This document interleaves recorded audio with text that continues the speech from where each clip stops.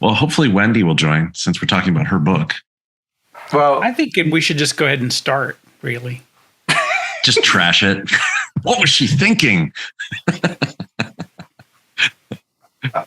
I was wondering is how given that she's a friend, like how much constructive feedback. Yeah, that's what we'll call it. What, on page 227, what were you thinking? It's just wrong. So do you think next time when you do this, you'll have an editor? Yeah. Recall message. Whynde's getting spicy on the group chat channel there. Too bad that couldn't be in the recording somehow. Yeah, well, who knows? Maybe it could. Exactly. I'll flash it up on the screen. That's awesome. Oh, it's awesome. Well, before you joined, we were trashing your book. You were? I hope so. I'll listen to it later on the recording. Awesome. Phil wanted to know if for your next book you might consider using an editor of any sort, and then. Phil, is this true? I thought even spell check would be cool. No, it's lovely. Do we get to ask why we didn't get asked to blurb it? Is that part of the questions? Like, I blurbed Lockhart's book, but you did blurb my book. Do you know, it did hurt when I saw Paul Price and a couple of other people I recognised. I'm like, one day, that guy. What's that all about? Oh my God! But you know what is interesting? So I definitely knew you guys then, but I didn't know you the same way as now. Yeah, well. I like that. You know, without saying it, she implied that maybe she would do it now, but really what she's saying is, oh my God, I am so glad I managed to list that. That is not true. You guys, that is not true. Can't even say that. I'll have to write another book just so I can put the right people. No, careful, Whynde. I've got the goods on you here. I love it. You do have the goods on me. Really?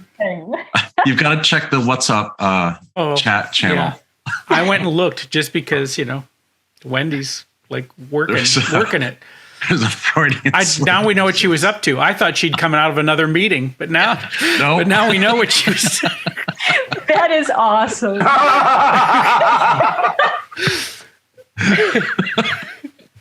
So great. That's so funny. Cancel.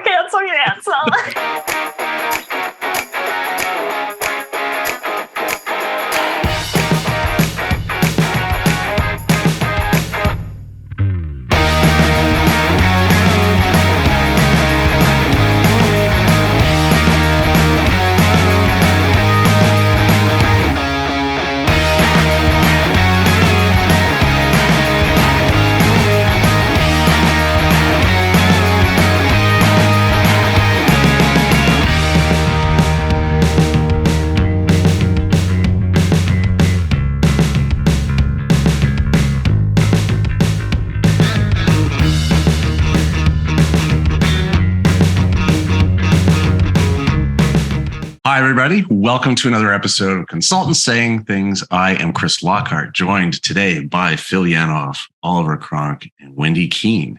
And we are doing a very special episode because our very own Whynde Kuehn has written and published a book that is making waves and it's all over the place. And we are going to do a live unboxing of the book and then ask some really pointed questions about it. So I have it right here. And before I ask you to talk a little bit about it, I'm just gonna open the book from my Amazon package. And wait, what's this? Oh, it's The People Problem by Chris Lockhart. You can pick one up and there, look, it's all over the place. Gosh, I wonder how they made that mistake. But no, we actually do have Strategy to Reality. Oliver, I believe you've got one too. Yeah, I'm just getting rid of the packaging here. Yeah, fantastic. Here we go. There we go. Great. Look what. Excellent. Mine's on a Kindle. So there we go. Yeah, that's awesome. Oliver's is in British and mine is in Southern American. So that's multiple versions of the book. Whynde, why don't you tell us a little bit about the book? I'm sure you're sick and tired of all the press junkets and giving the little marketing pitch, but what's the marketing pitch on this? Tell us a little bit about it. Yeah. It's first casts a new vision for strategy to execution, cohesive, end-to-end teams working together, and what that can look like when enabled by business architecture. So business architecture plays a unique role to inform and translate strategy, as well as sort of serve as the scaffolding from end to end to help align everybody. But the heart of the book is really the what, the why, and the how of this thing called business architecture, and how organizations can build a strategic function to do business architecture to underpin strategy, transformation, and other things. Interesting. So, did you lay it out in your mind as sort of a prescription or like a playbook, or do you think of it as more of maybe more philosophical in some respect than that? Ooh, good question. I would say it's more of a playbook. It's, when you first look at it, you might think this is really theoretical and philosophical. And yes, there is that, but I really tried to boil down many years, I won't say how many now, of actually practicing this discipline across the globe and helping organizations really succeed with it. So I tried to absolutely bake in more of the playbook than just the theory. I think that's good, right? Practical and execute. Well, it's strategy to reality, right? Not strategy to more strategy. So that's fantastic. Yeah.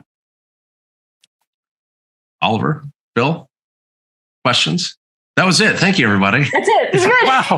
Buy it on Amazon.com.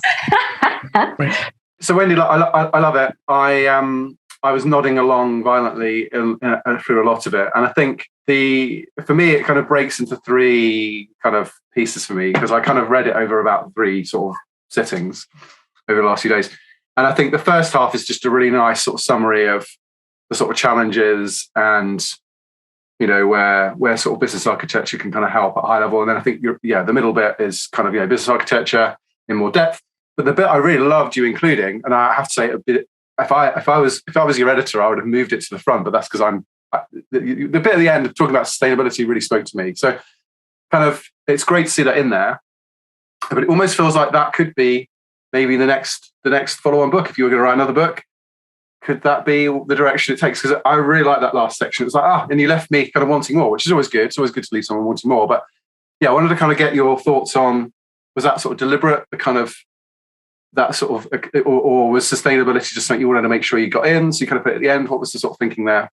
Ooh, I love it. Part of what I was trying to do was cover off the burning things in people's minds, right? So chapter 1 is like, it's actually an overview of everything. And I did that on purpose so that people could actually just, executives or certain groups of people could just stop reading 1 and then explore the rest as they want.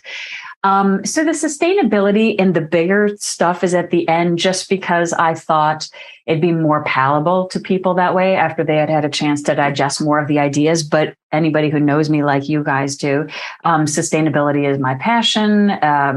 As our humanitarian, how do we actually work together across organizational boundaries to achieve the UN Sustainability Development Goals? And that's part of that last chapter as well, right? Really working together for the bigger goals. So I would say that's to leave people on a high note. And Oliver, I love your idea of the next book, because, really digging into how do we use business architecture to underpin some of the most important things we're doing and challenges of our time.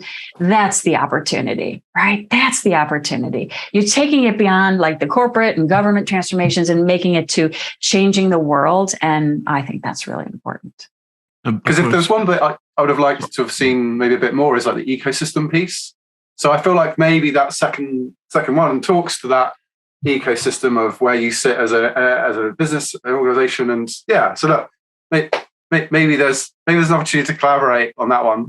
I love it. I'm taking notes. Indeed. Well, that was actually one of the things I keyed in on, Oliver, right? Because we've talked before about, there are great ideas, right? And there are smart people, and you can put those things together. But unless, you're not operating on an island, right? You're not in a dark room, coming up with magic that you then bestow upon everybody. And the whole bit there in the middle, Whynde, about integrating, right, with the other teams, with the other disciplines within an organization, right? Because I have to be honest with you, as I was reading the whole thing, I'm like, yes, I agree with everything. It was like, oh my gosh, it's like, this was enterprise architecture, what I have always thought of as enterprise architecture. And so when you start going through that, it's like, well, how do I integrate with product development or sales and marketing, or all of those other things that are beyond technology, right?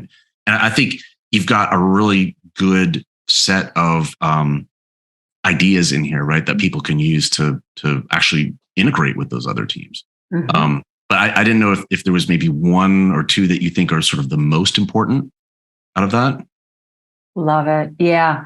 From a business architecture perspective, strategy is a really big one. I mean, they're all important, right? Strategy, IT architecture, customer experience, like you have to integrate with all of them. But if I had to pick, I guess strategy and IT arc would be the top. But I love that you bring this up, because I feel like we're not successful. And by the way, the data tells us this. If we're practicing business architecture in a way that is not, one, focused on value delivery, and two, focused on integrating with, partnering with, and helping other people. So, and to me, this is what's missing on end-to-end strategy execution as well. It's how do all those teams work together from end to end to take idea into action? So they're all important. And it's, that the architecture through skill and through knowledge base can knit almost everybody together, right? Whynde, I'm kind of curious, as they say that people write a book because it crystallizes their own thinking. It doesn't just help them pull the ideas so that they can give them to others, but it crystallizes your thinking so that you're ready to help other folks. I'm kind of curious, were there aha moments for you in this? I mean, what are the kind of some thoughts you said, man, these are some threads I really came out for me while I was writing the book? Yeah. It's interesting. I promise I will answer that question, but people ask me how long it took me to write this book. And I say the answer is 19 years, 4 years, or 2 months. And Phil, there's such a crystallization that happened for me. And it was in the 4 years that I wrote a blog series called Straight Talk. Some people might remember Business Architecture Straight Talk. So twice a month for 4 years, I unpacked business architecture piece by piece and delivered it out there. And it was through that I did all of that thinking and formalizing, right? So it took me 4 years to write the book. It took me 19 years if you looked at how long I've been actually, doing this work, or it took me 2 months if you look at the pen to paper when I actually sat down. So much crystallizing. But I think when it came time to actually write the book, I found those ideas were now just flowing back through me because I already worked through them. That's part of why I could do it so quickly. I will tell you one of the big ahas I had, which is a little different direction than what you're asking, was the significance of what I was actually putting on paper. It felt like, for me, a release of the years I had been teaching, informing, and working with people, that I never realized the book was going to do that. I was just going to write this because I had to write this book and that made sense next. But I don't want to say a legacy, but I was really writing down sort of what I felt could help the world or people that want to practice in this field. That was one of the biggest ahas for me. Yeah. I got to imagine some part of it was also your experience over all that time with people not knowing what business architecture is or how it can help them. And we've talked about that before, right? On this podcast. And I got to figure like some of it was probably cathartic, right? Which is like, I find I can get it all out, right? This is what it is. This is how it works. This is how you do it, right? I don't know. Cathartic is exactly the right word. Definitely cathartic. And you are right. Having to explain these things again and again to different audiences, seeing what lands, seeing what doesn't. It worked with this audience, it did not work. It's almost like every word I write, with the book too, not just like, the years before that, every word I write, I'm literally going through 2 or 3 or more perspectives in my mind. What would so-and-so think? What would the strategist think? What would this leader think? So indeed, there's a very honed perspective to even put those words down, and cathartic. to put them down. And honestly, my hope too was that other business architects who are looking for those words, and I'm not saying they're the perfect words, but they're a set of words that, work and they work for me. If other people could use this book to either get some words or ideas or give it to other people so that their socialization could be a little bit easier, then I feel like I've done a little bit of my job. Yeah. And I think it's very accessible to them, right? Because the way you've laid it out is in chunks, right? When you talk about, what is business architecture, right? And there's some of that, right? It's like, it's this, it's this, it's this, right? It's very digestible, I guess. Yeah. I love the way you put that. And it kind of leads me to this question of, you had some ideal readers, right? There were folks that you wanted to touch in there. Now, generalize that for someone who doesn't know you. Maybe they didn't come to you through the blog or something like that. It's like, what are those avatars, if you will, or personas of folks who said, you know what, I feel like I'm talking to this cat. I'm hoping they're going to read this book. Oof, yeah. You know what? Those cats would be, so taking the usual suspects of the architects out of it, it's the leaders or the practitioners in any role, business or technology, that is feeling like there's some gaps in the enterprise perspective. They may see symptoms like, I know this portfolio of work we're doing over here, I know it doesn't exactly lead back to the strategy, right? Or I know we're just about to build the 6th system for the same capability, but we're doing it for politics. And I see that and I care about that from the enterprise perspective, but I can't get other people to realize that. And the organizational inertia is just overcoming that. So it's the people that I think strive for more in bridging strategy and execution and bringing an enterprise perspective to decision-making and in organizational design, business and technology with intent and with agility. So, you had a chance to meet a few people, and I don't know if they all came to you because they were already friends or they'd read the blog or they knew who you were. I mean, any surprise readers, anybody surprise ahas, or someone come back to you and said, I had no idea this cat was reading me, or I had no idea that this kind of person might find this interesting or useful? Yes. And this is the sort of magic of the universe, I think, in this process. Entrepreneurs surprised me, really surprised me, even to the extent that they were coming to the book launch for signing. I thought the way I casted this book, because of course, business architecture applies to startups and nonprofits, and I've worked a lot in those contexts, but I sort of angled this book towards the bigger context of larger organizations. So I was really surprised how much those ideas resonated with some startup people. Also, I was pleasantly surprised at how much it resonates with certain transformational leaders, and CIOs, a lot more on the CIO. I mean, I shouldn't be too surprised, but there was just more of an uptick from the leadership perspective than I thought there even would be. I would say I dreamed and hoped, but I didn't really know if it was going to resonate. Do you know, there's 2 groups of people that I see getting a lot of value from the book. So there's someone actually I've just got to know through my new place. And they're a business analyst, and I happened to mention business architecture, and they said, business architecture, what's that? I said, you definitely need the book. And the other group of people I think will be good is technology architects who are taking on the enterprise architecture role. And for me, because I love the first bit you have in here about enterprise equals business plus technology plus data plus application, it's that kind of, right, read this because this gives you all the portfolio management, strategy, other angles that you need to kind of, and the other pieces of the jigsaw. In addition to technology, you need to understand now you're stepping up into that broader role. So for me, those are 2 groups of people I could see get, and I'm sure lots of different people get lots of value. But for me, when I was reading this, I was thinking those are 2 groups that I would like. I'm literally going to give the book to the business analyst lady, and I'd recommend this to anyone who's thinking about, what am I missing? Because I'm kind of a bit niche at the moment. How do I see the bigger picture? Love it. And it, of course, creates common language among those people. Everybody doesn't have to love every word or agree with every concept, but it gives us a common foundation, like a new one to have conversations from and come together around.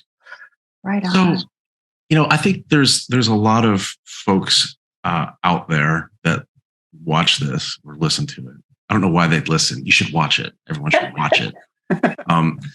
But, and I think, I've talked to folks over the years, and Phil, I know you have, I'm sure we all have. And they're like, I should write something, I should write a book. I should write or do something, right? Or have a podcast or express my views or capture my views or have a dialogue about my views.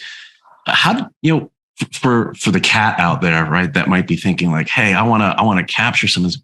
What led you to this? Was it just like, well, I have all these blog posts, I should do something with them? Or was it, I'm looking to specifically solve a problem, or, I want the money and fame? Definitely not the latter. None of that was expected. It's for sure contribution. I will tell you, it feels like this book has been a long time coming for me. It feels like I should have written it a long time ago, but I couldn't have written the same book. We are where we are, right? So it felt like this was inevitable, and it kind of felt like finally the first one's done, and so now let's think about some others. But the impetus for me writing this was for sure a moment as I was writing the Straight Talk series.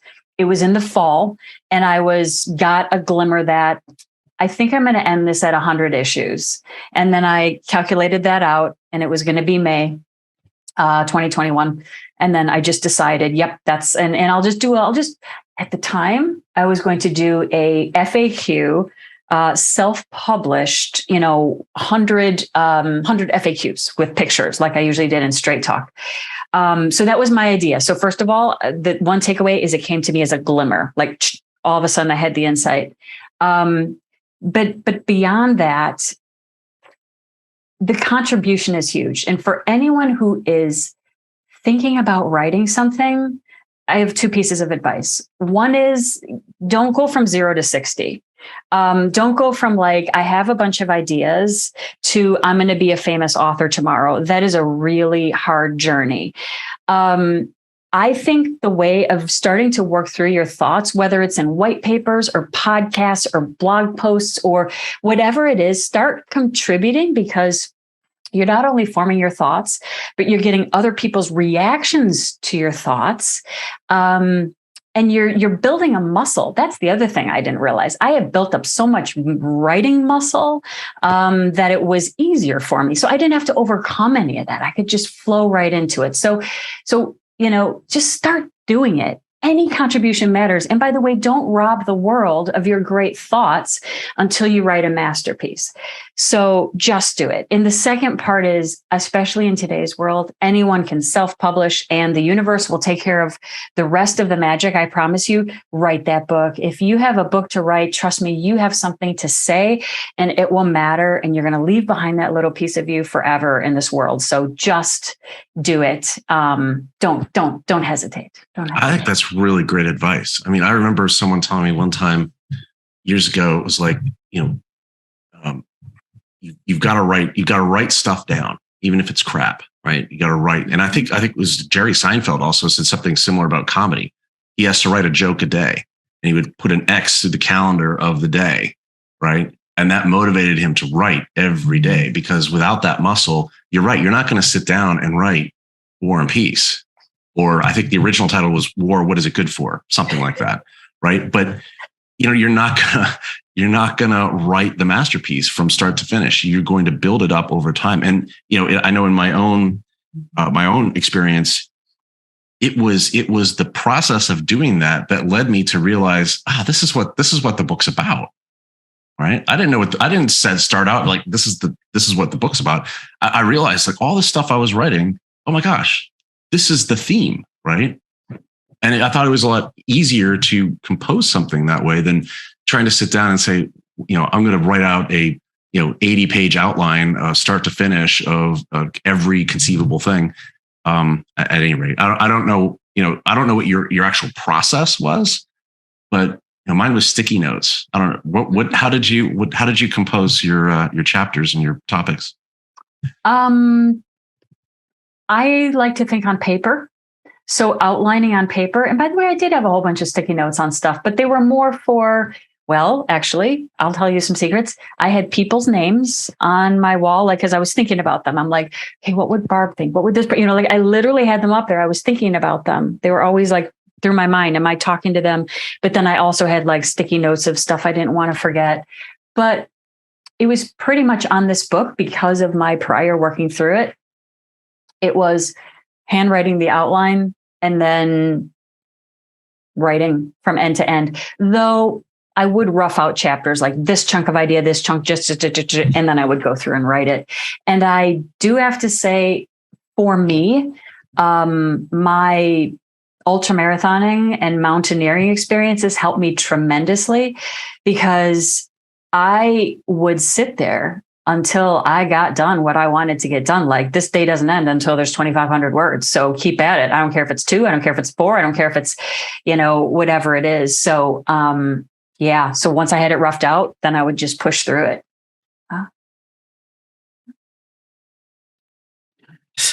Chris takes a cup of coffee because he's pushing through it. He's like, oh, yeah. It's tea. Yeah. Sorry, tea. Yeah. That's a big difference. I've got questions about content, but I know we were sort of talking about process and things like that. I don't break, pause, somebody go. I was just going to say, I mean, what you said about the advice for people thinking about writing a book, because it's something I've been mulling over for a while. And I think you're right, like the practice of kind of writing, I think, because you go from being a practitioner to then, it's very different, like doing your job to then describing it and writing it is a very different thing. And writing for other people to kind of consume is also different. I think a lot of people write because they have to write for their job, whatever, but it's very transactional, or it's very specific to that purpose. It's very different. I think there's different levels of writing, right? And I think almost for me, I don't feel like until fairly recently, I felt like I could do it, because you have, like Chris said, you have to build that muscle, don't you? And it was really interesting hearing you say, do a bit of this, do a bit of that, because it kind of gets you practice. And I think you're right. I think, I'm only in a position now where I'm contemplating it, because I suppose I've done some of these things with you guys. I've done quite a few blogs and things. And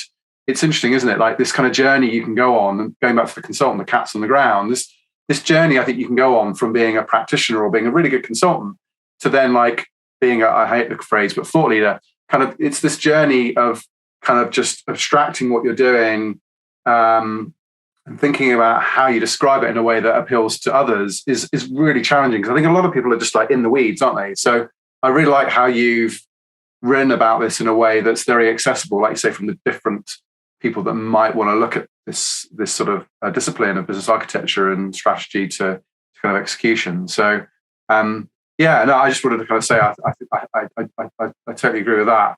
But what's your hopes and dreams for the book? What do you hope it makes happen and unlocks for people? Oh, I love that question. 2 sides. I hope that it builds demand and understanding for this discipline and a more comprehensive, connected way to do strategy to execution. And then I hope on the other side, it helps to build the supply, the ability for organizations to have business architecture practitioners and teams that are effective and ready to rise to that challenge. And it's both sides, because I feel this coming. These ideas are getting more and more traction. So it also feels like when they catch really big, they're going to catch fast, and people are going to be asking for this. So I hope this is a great accelerator to get us ready to rise to those challenges. And it's to everything you said, Oliver. It's not just to, how do we do transformation and strategy execution and IT alignment? How do we actually now use this for a better world too? Yeah. And I also hope that it makes its way into academics. It's in the beginning of it, a little bit. We've seen one university adopt it as of today, but that's my hope as well, that some universities, even if it's optional reading, will start to, put it on the list, get it in there, get it in the conversation, get it in business school. Yeah. Yeah. You're muted, Phil. Yeah, Phil, somehow you're on mute. That's the best, really. I'm at my very best when you can't hear me. So a fun thing, and I was kind of curious if you've noticed it yet or played with it. I'm just kind of curious what your thoughts would be. The book came out, I got it very early, and I got it on the Kindle. And one of the things I love about having these Kindle editions of the books is you can see what sections other people are highlighting. And I'm wondering if you're surprised by any of the sentences that you've seen highlighted. I mean, some of them they looked to me like that's an anchoring statement, and that was great. She wrote that as a great sentence, and she knew what it was. But there's some that are like buried down in a paragraph. I'm saying, I wonder if that comes as a surprise that people love that sentence. I haven't seen that, but I'm going to go after this call and look at it. That is brilliant. I forgot it does that. I would love to see what resonates. The only thing I've seen are, as I will talk through the book with somebody, if they have like a remarkable, like they have it annotated so I can see what they're highlighting and I can see where they're writing questions. But Phil, I will do that. Is there anything you'd like to share that was notable to you or that surprised you? Well, again, for me, it's like you get in and you say, oh, what I loved about it, like when you were talking about categories or something like that, we can think about a business in 3 parts, blah, blah, blah. And I was looking at it, said we catalog the elements, we attribute the elements, we create connections, right? And that there are people, right at this point, 9 people have highlighted that section that I could see in the book. And I was thinking, I love this because this lets me know this is what they're struggling with. And it's like they needed some way to grant clarity in that space. And so they're grabbing this thing. I want to remember this. And so they're, I'm a avid highlighter of books. I read my stuff on Kindle. I get this benefit from it because sometimes someone else is pointing out a sentence I need to pay attention to. And sometimes I'm the one. It's like, no one has said this, but this is important. And I highlight it for my use, right? And then I like it because then I can go back to my Kindle app on my computer or whatever, and I can pull all my notes and look and say, well, this is the place I took notes in this book. But I just, when I was reading this, I was like, I love being able to see where other people are struggling and learn from them. And that's an advantage of the Kindle book. That is beautiful. I'm going to go look, right? And again, it's all about, to your point, where were people struggling or what resonated or, what are the takeaways? Like, it just feels like it's a backdrop for conversation. And I always felt, even with the Straight Talk, I felt like this is not just about me. Like, this is about something bigger. I'm just sort of the steward of it, really. And I've always said, for the business architecture community, especially, this book and everything I have ever done has been for you and because of you, right? And that's true. It's not for me, it is, but not really. That's awesome, Phil. Great. Talking of sections that one might highlight, you'll know this, Whynde, because obviously I pinged you on WhatsApp about this section. The piano reference. Where did that? I loved it. It was so poetic. But where did that come from? Did someone play the piano in your house? What's the deal there? I love it. Honestly, don't know where the piano came from, but it did come from inspired by what Chris was saying, which is I inspired it. Just so we're clear. Chris and his piano playing has inspired me. Yeah. No, but Chris, it's just like you said, having tried to explain this so many times, and then you explain what business architecture is, and I just picture those faces like, what is it? A repository? It's a what?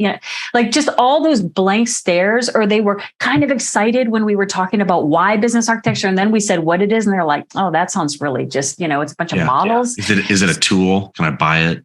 Right. Exactly. So it was and I don't know why I went to the piano, but it was inspired by something magnificent that gives us so much and so much, joy and purpose. But if you just break it down to its, requisite parts, it's like, is that all it is? Right. So it was from explaining this a lot of times that the piano came. I'll give you one of the things I had I focused on 2 sections, but one of the things I highlighted, it's on page 108 for those following at home. You quote Gartner, right? Yeah. And I won't go into it, but it's basically around, business needs this, business needs change, right? Because business needs to adapt, business needs to change itself. And how do you do that unless you have sort of a structure, a process, a method? Otherwise, it's just willy-nilly. It's Kodak responding to digitization by I don't know, basically not doing anything very well, right? They released a new film, if you'll recall, and that was also a disaster. I know, right? And I thought that was really, and it surprised me because it's like literally halfway through the book, right?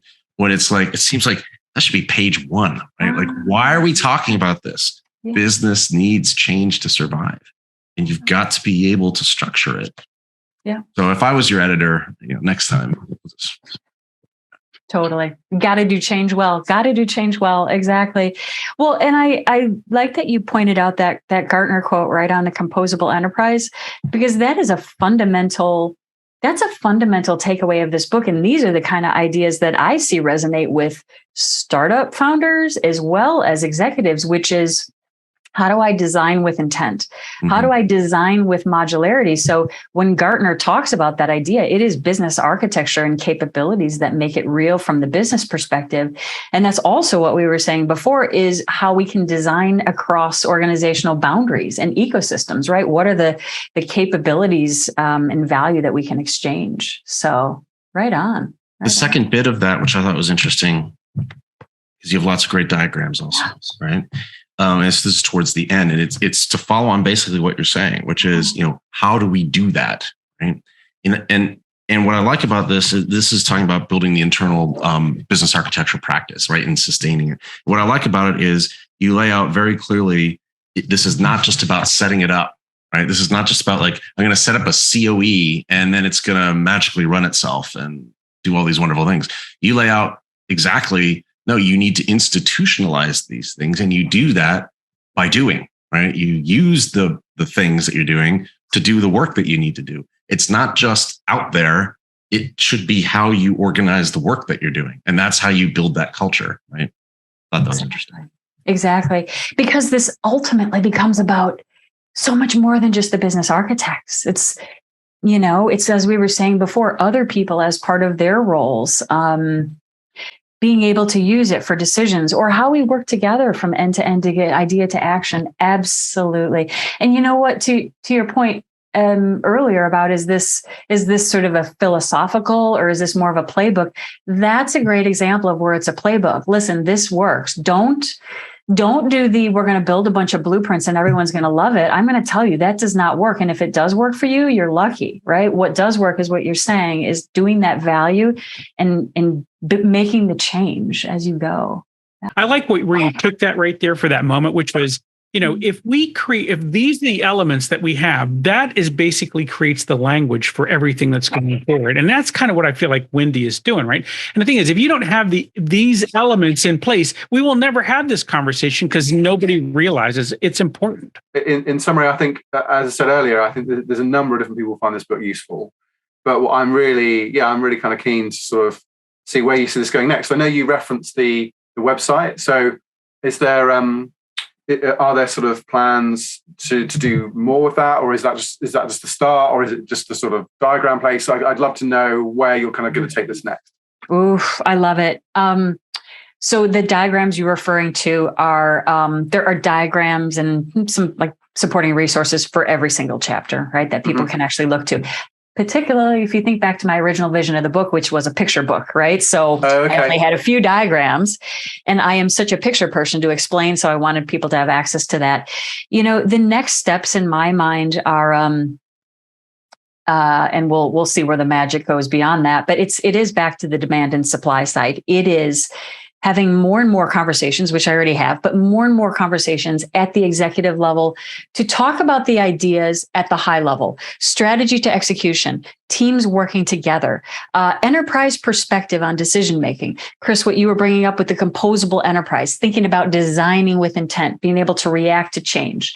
It's those conversations. And then it's also the in-depth conversations with teams around the world. They don't have to just be business architecture or architecture teams, but how do we actually take action upon this book? I do have a program where people can go through it and kind of live the book, but it still needs the let's have a series of conversations and really reflect on where we are with the book and how to move into action. So it's really my dream on both sides, just to help people take action. Put it into practice. I've realized how unbelievably passionate I am about that. I don't just want to throw ideas out there. I want people to use them or not use them and just, use them to succeed. Yeah. And make change, right? And make change. Right. And make change. Well, Whynde, thank you so much for joining us. Thank you for joining us. You were going to be here anyway. So thank you so much about talking about this topic. Everyone should go out and get this. It's Strategy to Reality by Whynde Kuehn. It's on Amazon, Kindle. This nice matte finish on the softcover. It says, I just noticed it says on the back, the read time's 287 minutes. So that's, I don't know how they came up with that stat, but that's pretty good. So that's a decent, and you should highlight it as we've been talking about. I think there's a lot in here that people can actually use. So there it is. So thank you again. Thanks, Phil. Thanks, Oliver. Thank you, Whynde. I'm Chris Lockhart. We'll see everybody next time. Thanks.